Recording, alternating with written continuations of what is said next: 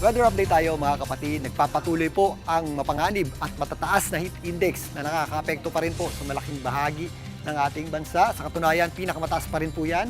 Dito po sa may areas ng Mindanao, sa Cotabato City nga at Maguindanao, naglalaro pa rin po yan sa hanggang 45 degrees Celsius at yan din po ang ating aasahan bukas. Posible naman pumuli yan sa 41 degrees Celsius dyan po sa mga areas ng Eastern Visayas, sa Maygiwan at Iloilo rin po. Nasa 40 degrees Celsius naman yung ating inaasahang heat index sa mga areas po ng Palawan, Mindoro, Cavite, kasama na po dyan ng Tarlac at area po ng Laudon.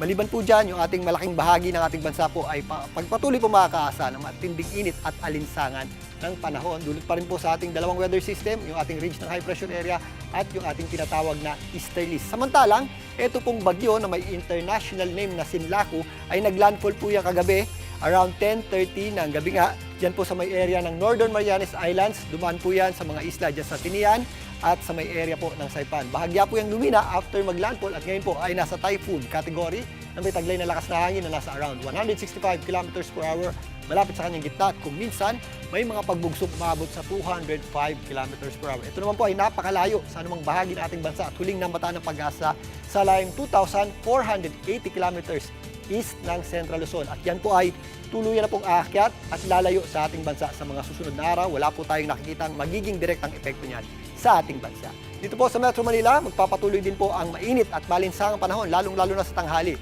Pagsapit ng hapon, nagiging maulap po yung panahon natin, pero napakababa po ng ating tsansa ng pagulan. Kaya paghandaan po natin ang matinding init sa tanghali. Pero maliban po dyan, mag-ingat din po tayo sa maduming hangin at maduming usok na nanggagaling po sa sunog. Dito po sa may area ng Nabotas. So depende po yan kung nasa nanggagaling yung ating hangin. Kung saan concentrate yung ating polusyon. Kapag nanggagaling po yan, or sa umaga hanggang gabi, yung ating hangin po ay nanggagaling sa lupa o yung tinatawag nating land breeze. So halos kalmado po yung ating hangin, nag-extend po yung ating polusyon dito po sa areas ng Malabon, kasama na po dyan ang Quezon City at ilang bahagi nga ng Metro Manila.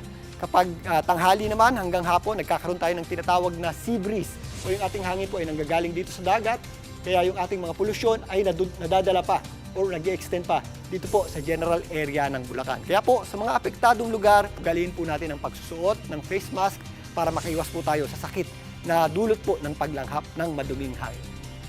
At yan muna latest sa ating lagyan ng panahon. Muli ako po ang inyong weather frontliner, Alvin Pura, na lagi may panahon para sa iyo. Mga kapatid, Julius Babaw po. Para sa komprehensibo at makabuluhang balitaan at talakayan, mag-follow at mag-subscribe na sa social media pages ng News 5.